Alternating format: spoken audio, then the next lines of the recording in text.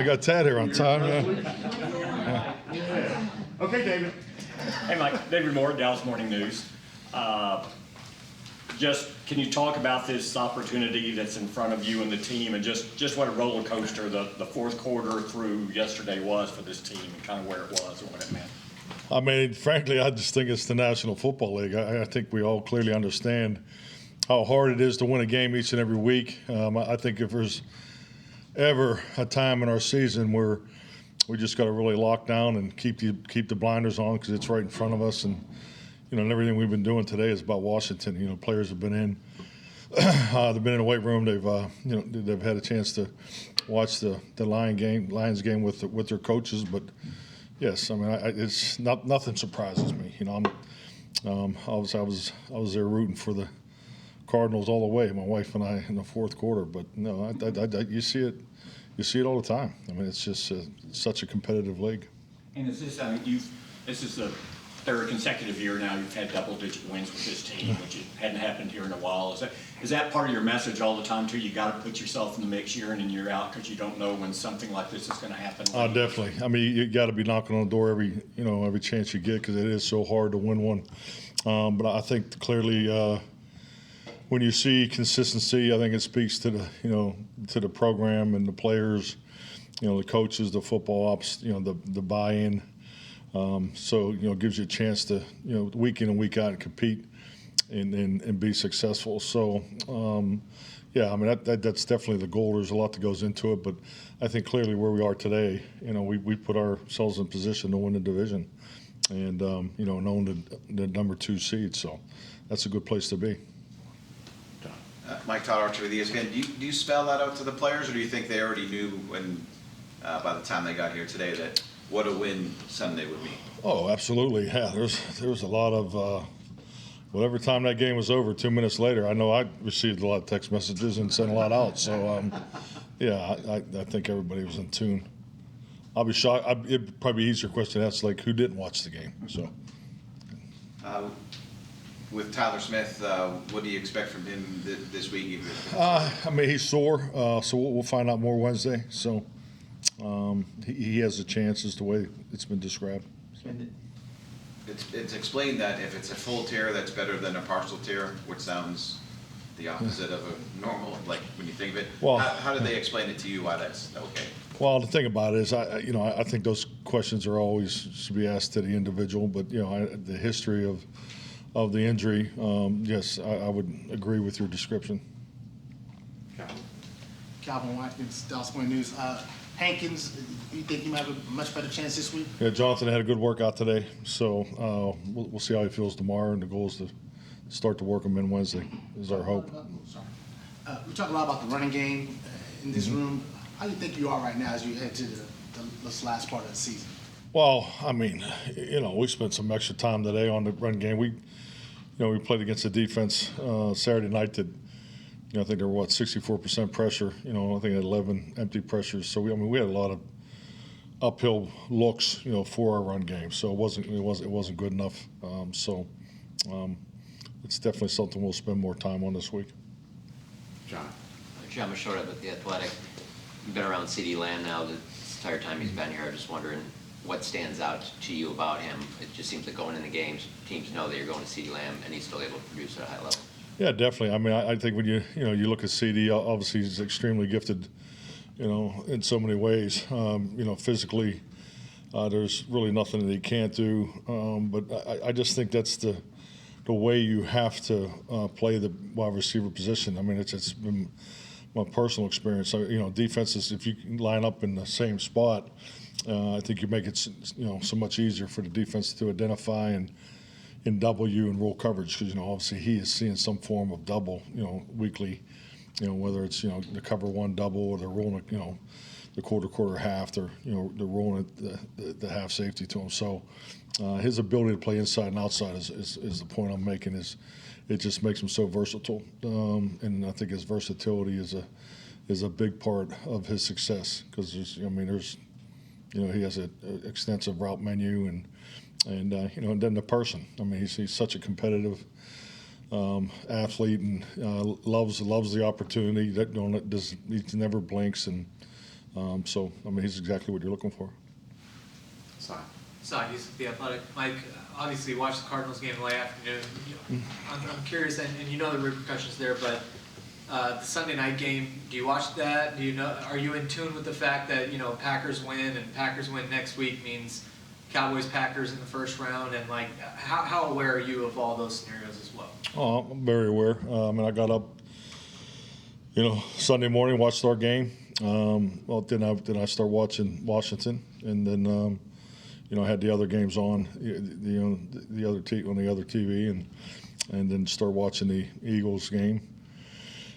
Probably in the middle of the second half, and but yes, also watch more Washington, and then watch the Green Bay Minnesota game, because potentially that could be one of our opponents. But yeah, definitely.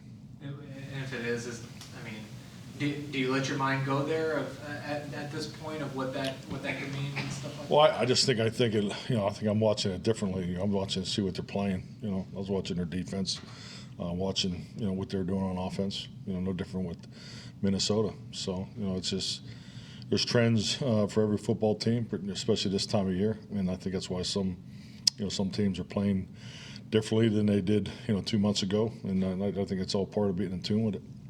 The last 2 weeks, your defense held up well in the beginning for most of the game, really, and then that last drive in both games where how do you view it, just how those last drives went and how you can improve in those areas?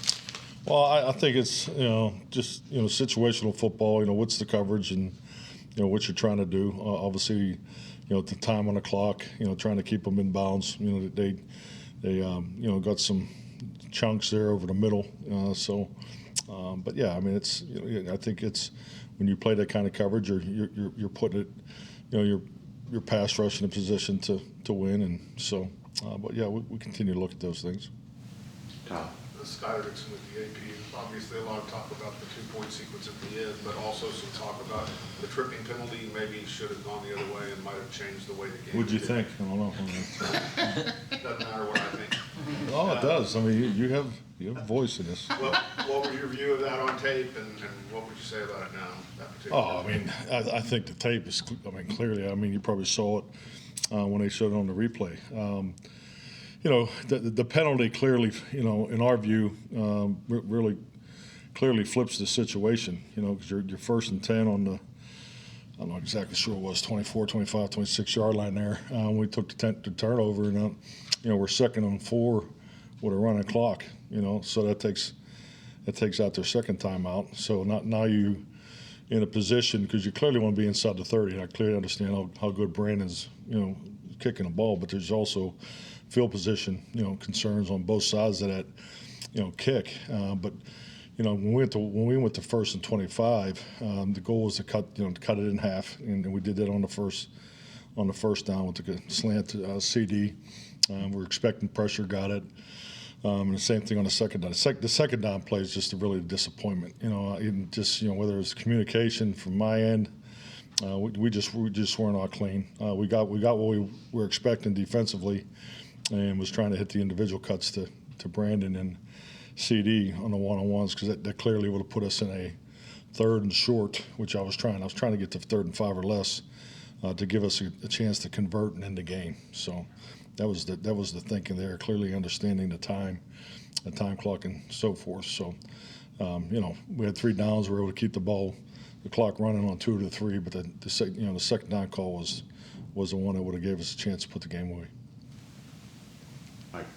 Mike McCarthy, Dallas Morning News. DeMarcus Lawrence has for years shown a tendency of just in the run game, just really knifing in the backfield. Mm-hmm. See it really in short yard situations, be a goal line or otherwise. What have you been most impressed with about the way that he's gone about that, including on multiple plays Saturday? Well, Michael, I think you've already said it. He's done it like that forever. I know competing against D-Law, and he's still doing it at such a high level. I think when you play defensive end in this league, the first thing people talk about is how many sacks or pressures you have. And I learned this, in the earlier years, and that's why anytime I see Michael Strahan, I just think of, boy, here's a guy that obviously has broken records and sacks, but he played the run as good or better, and I think D-Law is that same kind of player. He plays, I think that speaks volumes about him as a football player, because people, obviously he can pass rush and has pressures and sacks and has excellent numbers, but, when they bring up how good you play the run, I think that's a huge compliment. And along those lines, what about his skill set allows him to win as often as he does? What about his skill set? Yeah. Physically? Yeah, he's definitely got great tools for the position, but I think his tenacity, the way he comes inside, his, most guys ram the C gap. D-Law takes the C, B, and A out. He's so aggressive when he comes down in there. Babe. Babe Loffenberg, Cowboys Radio. Mike, you talked about, team won't look the same today as it did 2 months ago, and 17-game season, obviously there's some ups and downs. San Francisco lost 3 in a row, list goes on and on, but where do you feel like your team is right now? I like where we're at, because I think our team if you look at the way our season has gone, our football team needed adversity, and I think we've clearly have been put in those positions the last 3 weeks. When we came out of the Philadelphia game, had to, the mini bye or whatever you want to call it. We had a couple of days off there. That was really the message going into the the next game, or coming out of the Seattle game. But I think that adversity in tight ball games is what playoff football is all about. So obviously we would have liked to win them all this past month, but I think clearly the adversity and the type of games that we've been in will serve us well moving forward.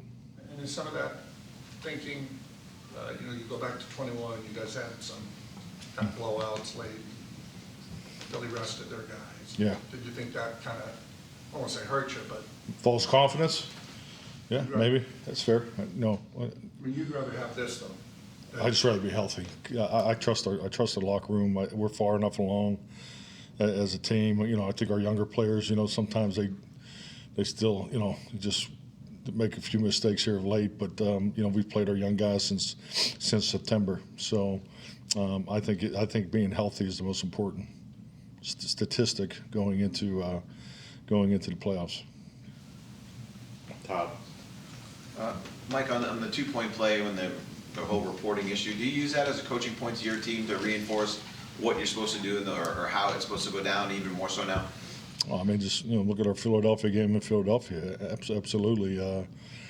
We put John Fossil on a microphone at practice. For that's one of those situations that every time we report, we want to make a big deal about it, because communication, boundary communication, and whether they're substituting the personnel just in a normal phase of it, those are mistakes that are, unacceptable. And you think about it, that's the longest substitution that you're going to have, going down to the goal line. So yeah, those are the things you always emphasize. And then if they announce 68 is eligible, are you guys playing that differently as opposed to them looking at lining up differently, I guess? Yeah, definitely. I think that's. I know on our sideline when he caught the ball, everybody was, there was a number of people screaming. 70 was the eligible receiver. So. Scott. Going back to Babe's question, you guys have been chasing for a long time, basically since the Philly loss. Now that you have the inside track, how do you preach sort of business as usual and forget about that and just go play? I'm laughing because I think you're trying to get me to say I told you so. You just wait till 11 wins and it works out. But I was, I don't want to be that guy. But yeah, that's what 11 wins does for you. But no, I think this is just it's a great reminder to focus on what's right in front of you. And I like to think we've been doing that week in and week out, but we definitely have to do it this week. You guys had a 2-game losing streak and late in the season, and how come you guys didn't lose your composure or let that spiral out of control in a sense? I just feel like everything we're playing for is still in front of us. So, we've done a lot of good throughout the year, and the record shows that, and that's why we're in this position. So there was absolutely no reason at all to overreact to the 2 losses. There's been a lot of discussion about the referees. We've talked to you a lot about it across the league. Do you still believe that talking to refs before the game, just getting a feel for what they might see, is beneficial as the game progresses? Yeah, I've done it for years. I've always been very open and feel like you sometimes may tell them too much, and I've also felt that sometimes you talk about things in the pregame and they end up calling it on your team too. So I mean, I think everybody probably has a philosophy and on how much you talk to them about and so forth. I think some of the conversation too is what I always ask every crew is there anything that I need to remind our players about? Because at the end of the day, that they're human. They're watching tape during the week. I mean, and there's patterns that change throughout the year. And if there's anything they're emphasizing, I think those are good reminders to give your players before you step out on the field. But yeah, I think that every crew's a little different. Some crews engage in more conversations more than others. You're talking earlier about just you're glad to see some adversity here, especially as a play caller. How do you balance? You're not as explosive and things. You want to be hitting on all cycles offensively, but you also know no team goes through the playoffs with a smooth run offensively too. There are going to be challenges and you guys have dropped down quite a bit point wise. Just how do you balance that? Just the importance of more situational, not everything explosive going your way, and how does that serve you in the postseason? Well, I think clearly I've talked about it time and time again. Big plays is so important in this game. You got to hit your big play opportunities. The NFL will to have success that they'll definitely will hold up statistically. But I've been saying this now for 2 years, and I feel like we've really arrived at the complementary football formula. I think that you have to sometimes win 20-19. I don't know if it's more thrilling for everybody else when you win 31-30. I mean, but I understand, but that's what a complementary football team is, and I think when you look at the statistical components of that, you want both your offense and defense to be in the top 10. Definitely as far as how many points you give up versus how many you score, but the turnover ratio to me has always been a huge variable of a successful football team. And we needed to get our giveaways down. Our giveaways have been too high the last 3 years, and so far we've done that. We need to carry that into this game this week, because frankly, let's be honest with you, the playoffs have already started. I mean, the way this thing lines up for Sunday, there'll be more playoff games played Sunday than there will be the rest of the playoff season. So, I just think you want your team playing a certain way, and everybody, has that opinion, and based on how you're using your players and things like that, and I do feel that the complementary football team, one that they can play to that level, is a really good formula for playoff football. Piggybacking on some of the questions about the focus going into this week against a team that hasn't won a game in 2 months, do you look at last year's season finale as a cautionary tale? Do you share that with the team about it was at Washington, all that stuff? Do you bring that up at all? Definitely, it'll be part of our cut-ups. Yeah, absolutely. I mean, absolutely. And especially with the weather that we may be getting. So yeah, we'll talk about all those things. A simple sounding question, but I know there's a lot to it. What makes Brandon Cook such a good pro? Well, on the field, super competitive. I think he has a clear understanding of everything that's going on. How he fits to the quarterback and the pass part of it. Has a clear understanding schematically. His role in the run game. Just very, very smart football player.